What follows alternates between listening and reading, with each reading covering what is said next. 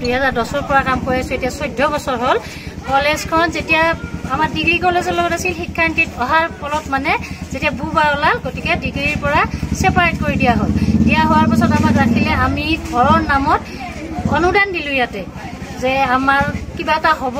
গতিকে গোটেইখিনি কোৱালিফিকেশ্যন আছে যিহেতু সোমাই থাকিলো থাকি তেওঁলোকে কাম নকৰে মানে মিটিং কৰি থাকে মাজে মাজে আমাক কৈ থাকে হৈ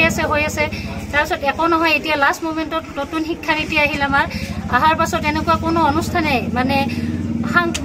সংবিধানৰ আওতাত নাহে এনেকুৱা ভেঞ্চাৰ অনুষ্ঠান নাথাকে আমি বুজি পালো চৰকাৰী সেইটোক আমি মানি লৈছো চৰকাৰী যিটো আইন আছে মানি লৈছো যেতিয়া প্ৰাইভেট হ'ব অনুষ্ঠানটো গম পাইছো ইয়াত এখন কমিটি আছে কমিটিখনে কিন্তু কি কৰিলে লাষ্টত আমাৰ ষ্টাফকো অৱগত নকৰিলে লগতে সমগ্ৰ চমৰীয়া অঞ্চলক বাকী অন্ধকাৰত ৰাখি কেইজনমান লোক 11 জন লোক হৈ মনে মনে তেওঁলোকৰ নামত এই গোটেইখিনি ৰেজিষ্ট্ৰেচন কৰি এনজিঅ বনাই ৰেজিষ্ট্ৰেচন কৰি আনি তেওঁলোকৰ মালিকাধীন কৰিব বিচাৰিছে আৰু সেইটোৱে হ'ল আমাৰ আপত্তি যে গোটেই ৰাইজক জনাক ৰাইজে যদি সিদ্ধান্ত যি দিয়ে প্ৰাইভেট হ'ব আমি মানিছো ৰাইজৰ সিদ্ধান্তক আমি মানি ল'ম কিন্তু তেওঁলোক 11 জন ব্যক্তিয়ে যিটো কাম কৰিলে তাৰ আমি কি কৰিছো উচিত বিচাৰ বিচাৰিছো আৰু আমাক অতি সোনকালে তাৰমানে তেওঁলোকে সাধাৰণ সভা আহ্বান কৰি ইয়াৰ মানে আমাক কি দিব লাগে উত্তৰ দিব লাগে মানে কিহৰ কাৰণে কৰিলে আৰু ৰাইজক জনাব লাগে ৰাইজে যিটো ডিসিশন ল'ব সাধাৰণ সভা সেইটো আমি মানি ল'ম আৰু তেওঁলোকে যেতিয়ালৈকে আমাক সাধাৰণ সভা হ'ব বুলি মানে লিখিত প্ৰতিশ্ৰুতি নিদিয়ে তেতিয়ালৈকে আমি কৰ্মবিৰতি পালন কৰি থাকিম আমি ৰাইজৰ অনুষ্ঠান যেহেতু আমি ৰাইজৰ সকলো ৰাইজৰে ইয়াত সহযোগ বিচাৰিছো 1994 কিন্তু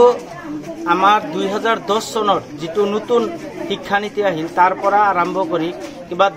ডিগ্ৰী কলেজৰ পৰা আমাৰ কলেজখন স্থানান্তৰিত কৰি আমাৰ এই সকল ব্যক্তিক আমাক ইয়াতে নিযুক্তি দিছিল আৰু এটা বুজন পৰিমাণৰ ধন লৈছিল এই অনুষ্ঠানটো গঢ়ি উঠাৰ কাৰণে আমিও সহযোগ কৰিছিলো আৰু তাতে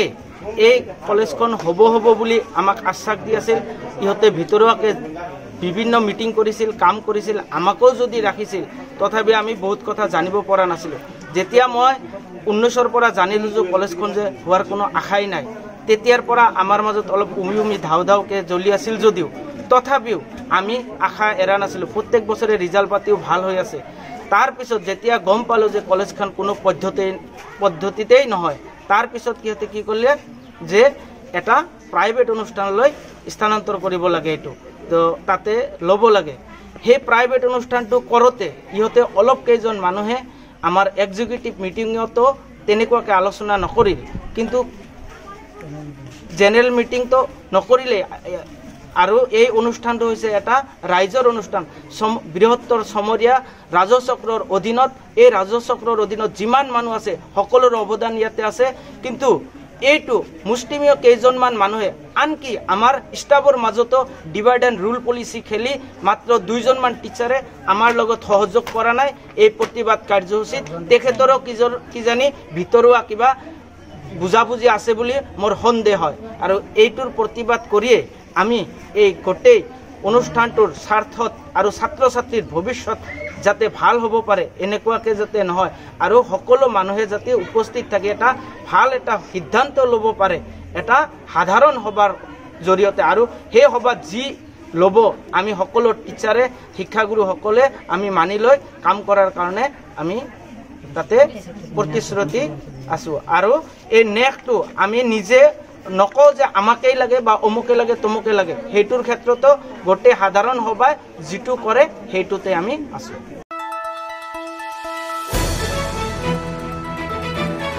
দ্য নিউজলেণ্ডছ অবিৰত তথ্যানুসন্ধান আপোনাৰ সেৱাত খবৰ সন্ধান দ্য নিউজলেণ্ড